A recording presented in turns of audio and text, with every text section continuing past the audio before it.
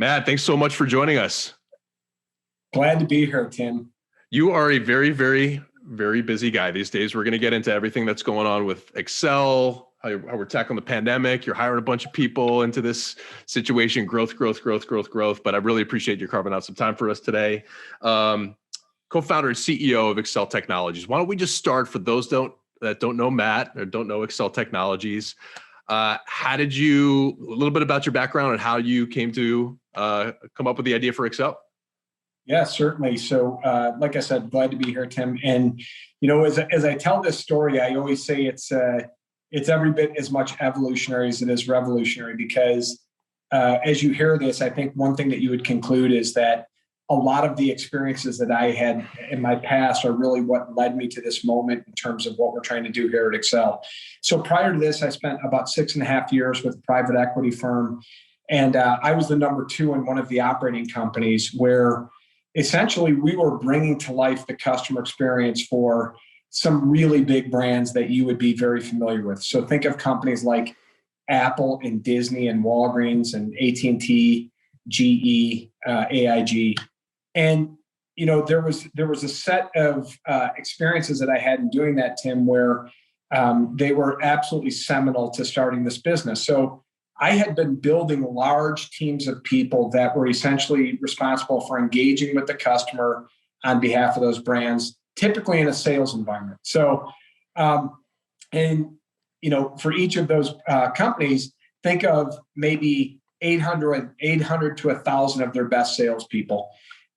Where, what I had experienced and what I'd observed was this power law in performance. And I'm sure you and your line of work see this, but almost all executives that I have a conversation with have witnessed this, where your top performing people are almost always a multiple better than their peer group. And so, in building these large teams, I became maniacally focused on wondering why this person was capable of producing 3 or 4 or sometimes 5x the same results as their peer group. And, you flip that on its ear and then you think, well, wait a minute, what if every customer had dealt with that single best person? What would the business look like? And so I just became really kind of very focused on that. And I built that business. We had about 28,000 people in that business where we were building these large teams that would bring to life the customer experience for these companies. I just really wanted to try and understand how you could learn what the very best people are doing and make it available to everyone else. And at the time, my partner and co-founder, Mark Storr, he himself is the power law from a technology perspective. So, you only have to spend 2 or 3 minutes with Mark and you can see just the brilliance. But Mark and I went out for the proverbial cup of coffee and we talked about this idea that you could build a machine learning platform for dialogue that would be able to learn what the best people are doing and make it available to every other person. And so that was that was the kernel or that seminal observation that led me to this point. And that was the origin of XSELL. That's how we got started on this business. So, so fast forward, this was several years ago. What is XSELL today out in the marketplace for folks that don't know? Yeah. So XSELL has built a machine learning platform for dialogue that is really focused on providing real-time support to whether it's a digital agent in chat or a telephony agent, someone that's on the phone on behalf of the customer, engaging with the customer. So just imagine as an example, and I just want to try and crystallize it for you. Let's say as an example, you called into one of the top telco companies in the world, and you're trying to figure out what's the difference between the camera on device A or the camera on device B. Okay. I think there would be some answer that would probably be reasonable and accurate, like, hey, this one is 20 megapixels and this one is 60 megapixels. And Tim, that's a factually accurate answer. Although most customers go, I don't even know what you're talking about. So I'm still reluctant to purchase. What I had observed was that the top performing people really had ways of understanding intuitively how to connect the dots for the customer. So that same conversation, they would say, hey, this one is 20 megapixels and this one is 60 megapixels. And that's the difference between seeing your daughter's silhouette on the soccer field or being able to get a picture of her face up close when she's out there. And instantly, that type of tacit knowledge, understanding, information was the difference between sale and no sale. And this is such an important concept, right, Tim? Because think about all of the time, energy, investment that company has made leading up to this moment of truth. And literally, it's these types of bits of information and ways of presenting it that are so critical in the transaction. So our platform literally provides this learning machine to large enterprises where you can learn and harvest what are the actions, tactics, strategies, the tacit knowledge across the entire enterprise that lead to great outcomes for our customers. And then we patented the ability to make that the exact right information available to an agent at the moment of truth, real time. So just imagine now you're getting that unbelievably effective rebuttal to an objection, or you're getting that information that the best agent would have said given the context from the customer. And so what we've seen across a multitude of customers, many Fortune 50 clients, is truly kind of compelling results by just making that information available to everyone at the moment of truth. I have so many questions. And we've talked before. Every time I talk to you, I'm so fascinated. It's inspiring, but it's also like, how do you put that together? And I've met Mark before, and you're absolutely right. Like you picked the right partner for sure. All right, let's start with this. But before you started it, what were some of the characteristics, just in general, of like a top rep? Yeah. Well, I'll give you a couple of the things that were bouncing around in my head. My sister had sat on the board of Best Buy for many years, and she would tell me, Tim, that almost every kind of seminal chapter of value creation was very closely tied to access to expertise, right?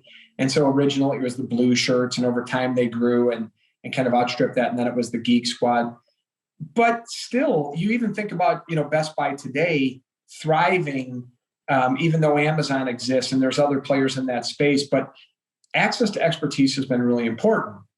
And so what I really thought about was this idea that we could allow organizations and enterprises to build that level of expertise across their business such that you didn't have to, go through IVR after IVR to just try and get to a person. And I think, and companies defense it. In a company's defense, what I would tell you is up until this point in time where we've had this intersection of artificial intelligence and machine learning and access to processing, it's been really hard to replicate great performance because the bigger things get, the more variable the performance gets. And so, companies were facing an interesting dilemma, which was, we know that customers and people respond to having access to great expertise and personalization. But if I try and scale that, it becomes really variable, and sometimes it's not a great experience. So that idea is really what led us down this path. Now, fast forward, what I was seeing was that even inside of a group of, let's say, 1,000 representatives who have been entrusted with the opportunity to communicate with the customer, they would have gone through the exact same curriculum, the exact same training and testing and certification process. Yet some come out and the synapses just fire differently, the dots connect in different ways, and they just know how to meet the customer's needs and expectations in a fundamentally different way. And that really became what I have developed an awful lot of passion about, which is, man, what does it really mean for a brand when you have that type of experience? And what if you could replicate that at scale? We talked about this when we first met. It's a company in town, Reverb, marketplace for musical instruments. And you'd ask, why don't you just get it on eBay? Everybody's on eBay. There's probably a lot of musical instruments on eBay. Well, it's, they have musicians that work there that are the customer service folks that are in the chat talking about what are your goals? Right. Oh, you want to go this route? What's your budget? Okay, let me show you a couple different options. And it's that hitting the customer right where they need to be. You mentioned like linguistics and dialogue. Talk to us a little bit about that. That seems, for a non-technical individual like myself, and I'm sure some of our individuals aren't as technical as some folks, but how do you capture that? How do you even start creating an algorithm around what people say into a microphone or type into a chat? It seems almost too daunting to even tackle. Well, Tim, it's first of all, it's not easy. However, it is well worth it, right? And what I mean by that is, if you can do the following, the returns can be truly differential or differentiated. So the first thing is, we do look to do real-time transcription in the case of telephony, so phone calls, where in sub-second time, we're transcribing that conversation with a word accuracy rate that is congruent with doing machine learning. But then we're comparing that exactly to what the best person would have said given that context.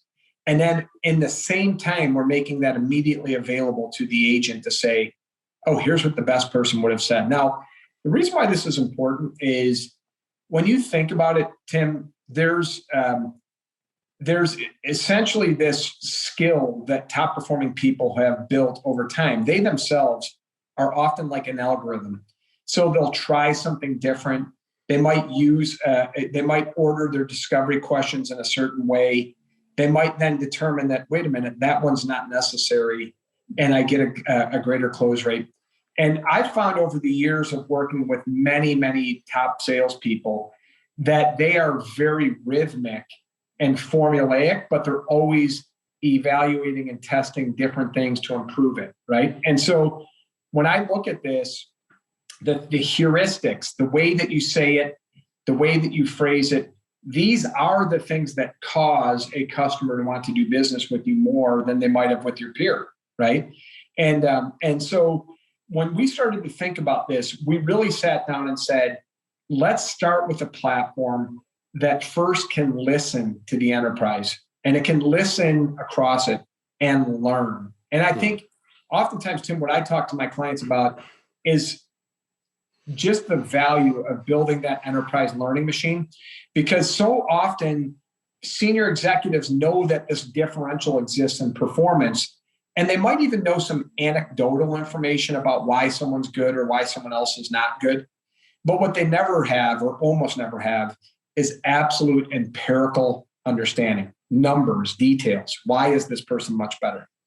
And so for a Fortune 10 company, as an example, we were able to show that the differential on an objection, a simple objection, was 180% based on certain rebuttals that a very small group of people had built, right? But just imagine amplifying that across your entire enterprise. Imagine amplifying that in tacit knowledge across your enterprise and how valuable that would be. Imagine, first of all, just building the library of understanding of what are all of these brilliant things that our people have done or are doing over time. These chief revenue officers' jobs and have to be so tough, because it's like, where do we spend our time? How do we write the scripts? What's even baseline? And I got to imagine the only data that they have available is in a CRM. That's maybe like some of it's automated, but a lot of it's entered in there. And like, you got me thinking, because I'm in sales. So I've been in sales my entire career. And like the things that I've learned over time, it's like how the customer is saying something, the tone that they're saying it, the pace in which they speak. Are they raising their voice and lowering their voice? How's the call starting? And my personality mirroring this person and getting to their level and asking the right questions. And you're right. Like, I'd like to think my brain is a machine that's like picking up on these little tidbits and then having me go right versus go left right in the moment. But I've been doing this like 15 years, and you can't, it would take a long time for me to teach a rep all that stuff, to retain it. Right. So, man, that is a huge ROI, I would imagine, for a huge company. For sure. I think that's amazing. Yeah. And, I just think about it in the context of exactly what you described, which is, you think about companies and just the unintended consequence of the waste that exists in some of these businesses where, they're hiring people, the people are well-intended, they want to do well at their job, they want to be good, but they come out and they just can't connect those dots the same way. And so instead of having that flywheel of positive reinforcement and improvement and the idea that they can do well at their job, they start to run into inertia, and that inertia starts to lead to maybe I'm not right for this job. And that creates a very big impact on companies. Think about the cost to recruit and train and, all of the time, energy, effort invested in this teammate. And then ultimately they go, I can't do the job, or I'm not good enough, and they opt out. And I feel, Tim, like one of the things that, kind of gets you excited when you wake up in the morning is the idea that you are actually having a positive impact on people's day or their ability to do their work. It sounds a bit corny, but I actually feel pretty good about making people feel good about the fact that they're meeting objectives and exceeding objectives. That's it's some wind. It's a wind in our sail. Well, I mean, you were in this business before you started XSELL, but like the big call center, inside sales center environment, yeah, you're right. Like it's hard on the leadership to get right and set it up in a way where it's successful and cost effective and there's ROI. And then on the people, a lot of times you got to perform well, quick, and it's not everybody's fault, or they learn different, or they could be really, really, really good if it was explained in a different way, or maybe their leadership isn't investing in those training resources for the people, right? And it's like, I saw so much turnover, and I've been in the recruiting space, so we've staffed call centers before. And you're right, there is a lot of waste there. It impacts culture, it impacts people's confidence. And yeah, I think you're onto something, and you should feel really good about that.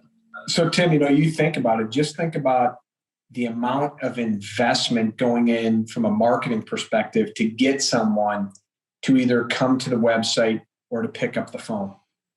It is, in many businesses, it's one of the largest, most fungible budgets that exist. And yet there's this variability that people have allowed to, or have just accepted as the reality on how we can execute when the person does actually arrive or pick up the phone. I think this is a frontier of opportunity. It is not small. It is really, really large. Let's switch gears a little bit. Now, XSELL just raised a round last year. It's been a growth story, I would say, which started quiet, now is making a splash. You've onboarded a lot of great people and through COVID. I would imagine COVID-19 was not something you could have predicted. So maybe just talk about, you're on this growth trajectory, you're winning these big clients. What happened in March of last year, 2020? And then how did you kind of get through it up until where you're at today? Yeah, I think there's two things that happened. The first was, like any business, we were kind of like a little bit of a gut punch in terms of, hey, things have changed relative to what we thought.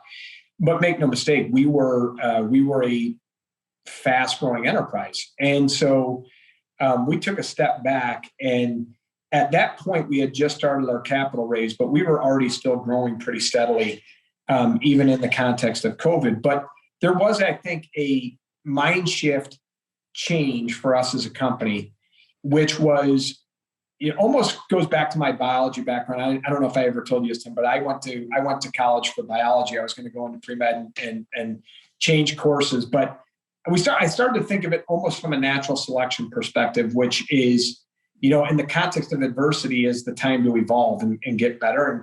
And we started to really think about this idea of, let's not think about how to survive. Let's think about how to thrive. And let's not even think about how we can do that, but let's think about how we can help our clients, the most important people in our ecosystem, our customers, how they can not just survive, but thrive in this. And, so I'll give you just a couple of examples of that. But, for some of the largest Medicare Advantage providers in the world, you think about the disruption that occurred where someone might not be willing to have that broker or that agent come in and sit down with them in their home because of the pandemic, but they still want that highly personalized, highly customized, built for me N of one interaction, right? And I take this back to as part of our capital raise, we just added some world-class talent, and our chief commercial officer, Sean Mobley, had actually come from being the chief growth officer at United Healthcare. And he really started to challenge the team to think about, what could we be doing different? What type of precision could we be helping our clients provide in their business that would allow them not just simply to survive, but to thrive? So now, fast forward, Tim, and think about remote agents having to work from home, not in contact centers, being augmented real time with the best coach they've ever had, right? So you're on a contact, you're having a conversation with the customer. You don't have that really comfortable environment of supervisors and coaches that are sitting right by you.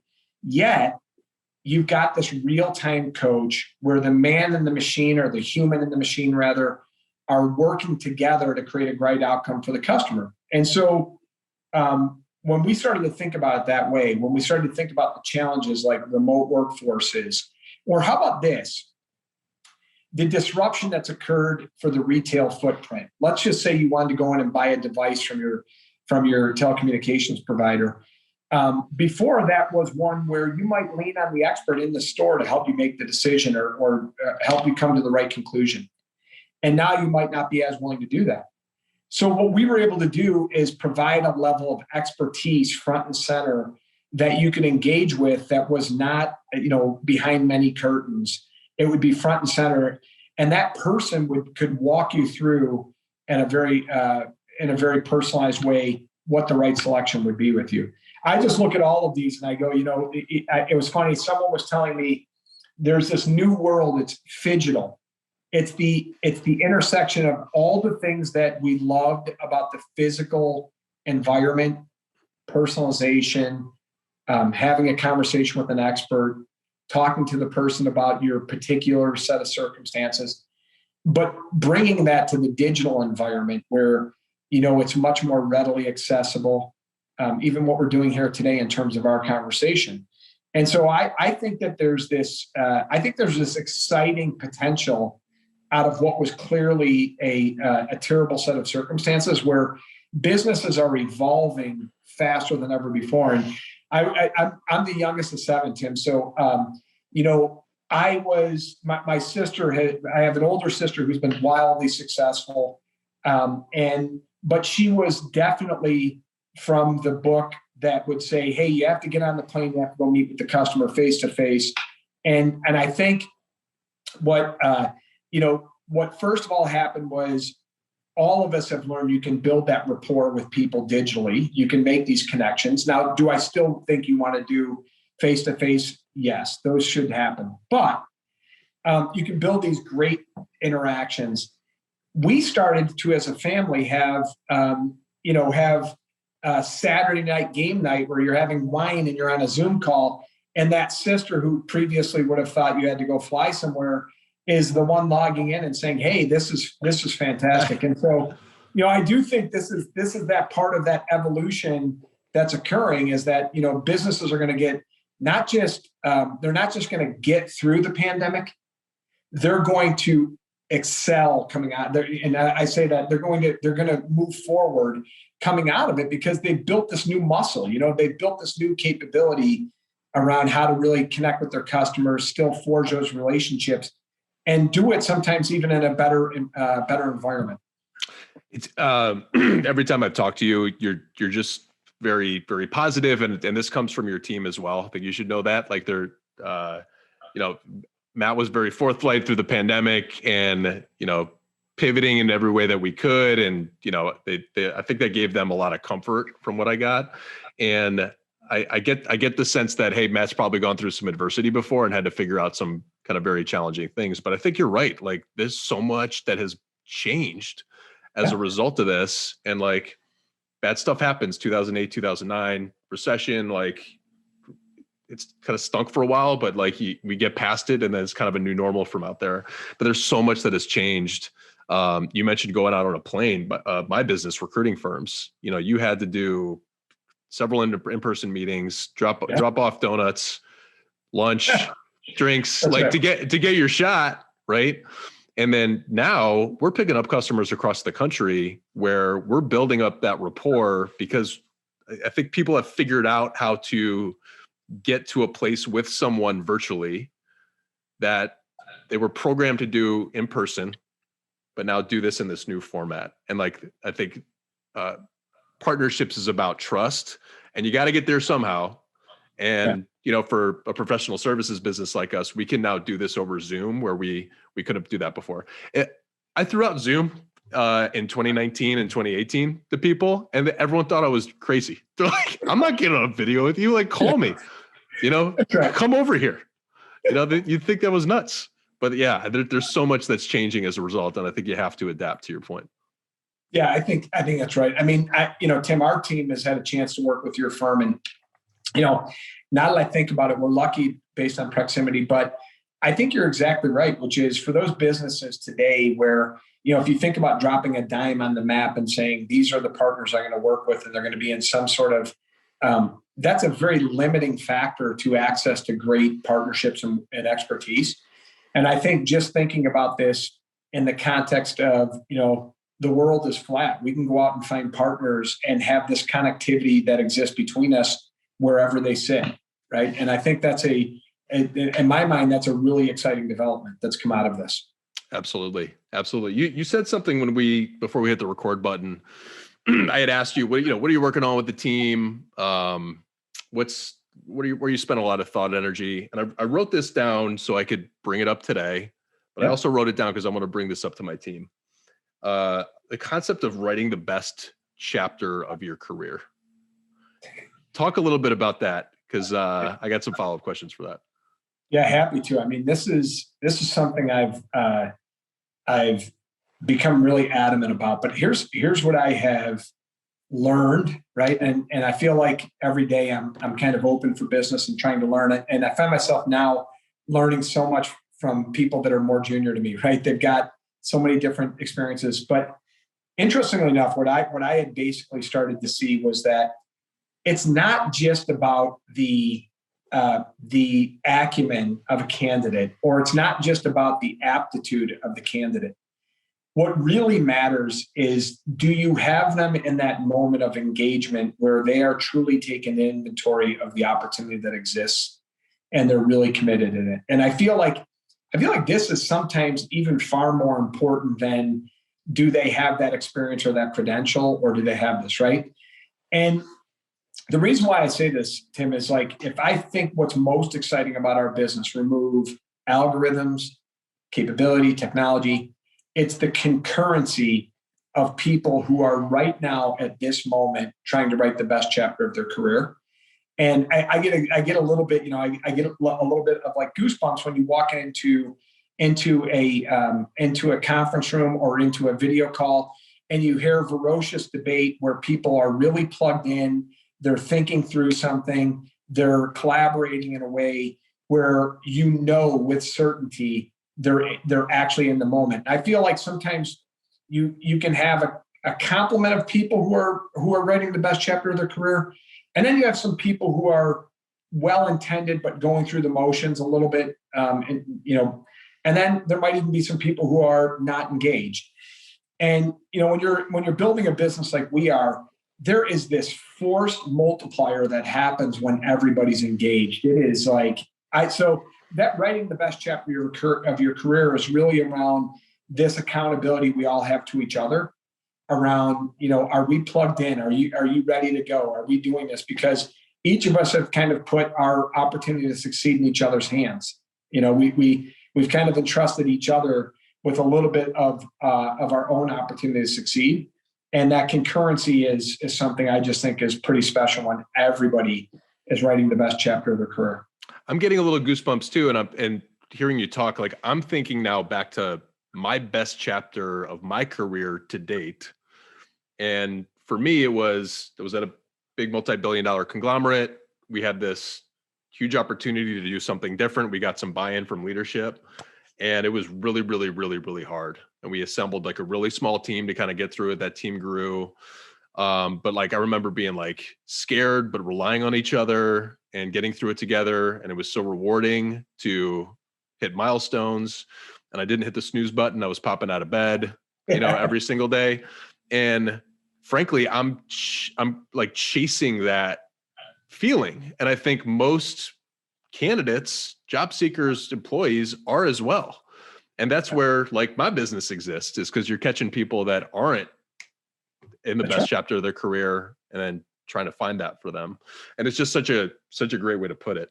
It's a great analogy. I think you're right. I think, I think people have those moments in time where they know that what they're doing is special. And yeah, you know what?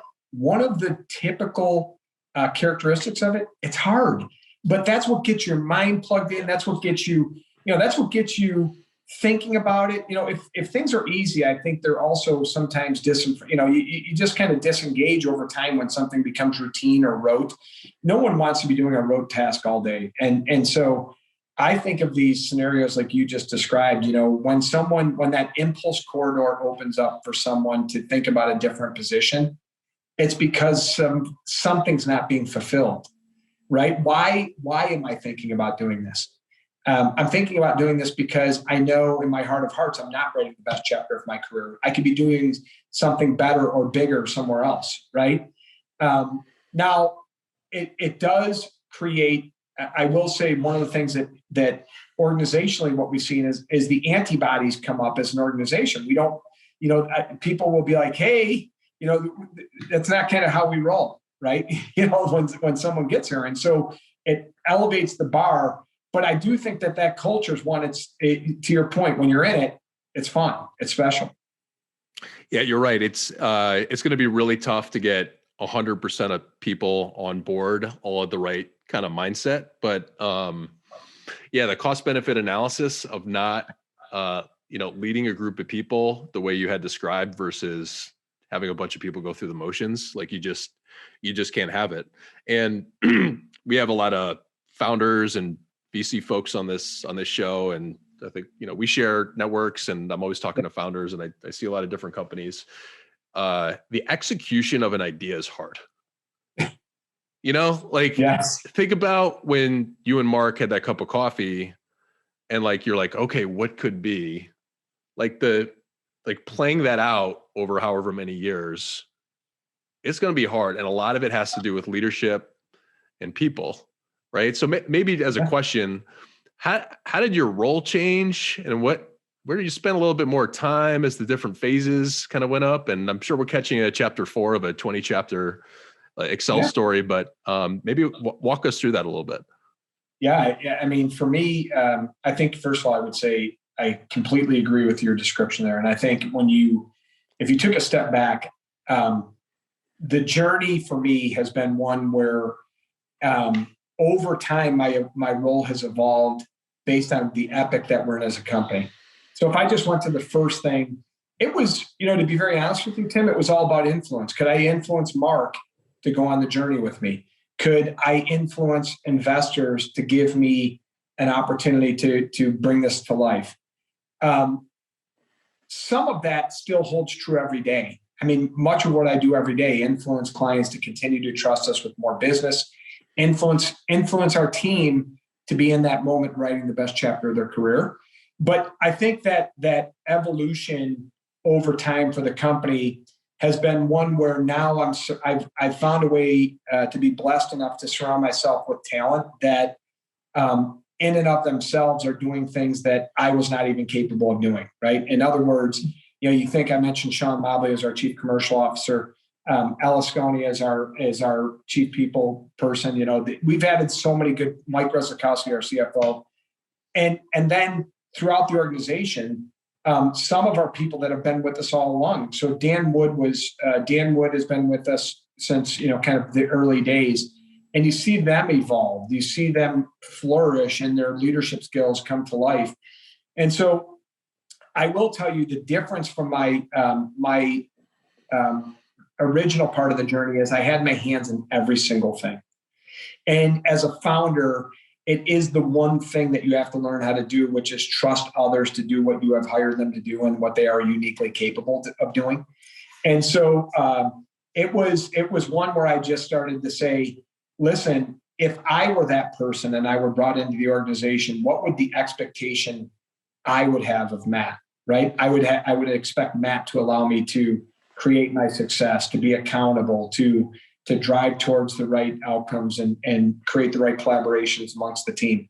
And so for me now, what I'm really trying to do is make sure that the priorities stay aligned, that the team is focusing on those things that have the greatest impact and consequence to our success, and making sure that that permeates through the rest of the organization. But I'm entrusting my leaders to really help me with that. So I've been blessed. I've really got very strong people around me. Now I really think about where do the opportunities exist and how do we align to take advantage of them. I love it. I love it. I really appreciate you carving out the time for us. You're so busy at XSELL. I know the entire team's really busy. And I always enjoy speaking with you, and I'm glad you have the platform to get the word out about XSELL and some of the great things that you're doing, because I know everyone in Chicago is going to hear about what you're doing. For folks that want to check out a little bit more about XSELL or learn a little bit more about you, where can they find you? Where can they learn a little bit more about XSELL? You got it. So obviously, XSELL Technologies, XSELL Technologies.com. But also, I would just tell you, Chicago's an ecosystem that I'm very proud of. I think we are. I didn't mention this. My sister's a trustee at the University of Chicago, and I have over the years worked in many different places. And I tell you, there's a combination of the Midwest sensibility and that work ethic, combined with the brilliance that comes out of institutions like the University of Chicago, Northwestern, University of Illinois Engineering, Purdue Engineering. I could keep going, right? I could go school after school after school. And here's what I would tell you. I believe we are building companies now that have the right profile of growth, that talent should not go to the coast. They should not want to have a lower quality of life. They should stay right here and work on wildly ambitious endeavors right here in Chicago, because they're happening, right? There's enough of them happening here in Chicago where we can keep the talent here. I love it. I love it, Matt. Thanks so much for the time. We'll talk soon. Yeah, thank you. Great talking with you, Tim.